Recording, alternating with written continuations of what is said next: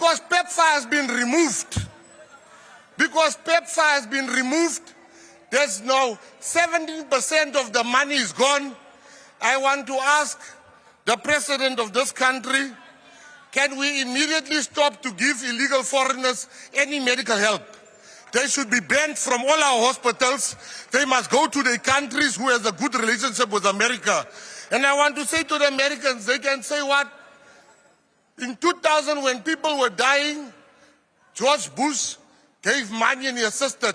Some of us, we don't forget the persons, we have gratitude. I want to say, not everybody hates America. We don't hate America.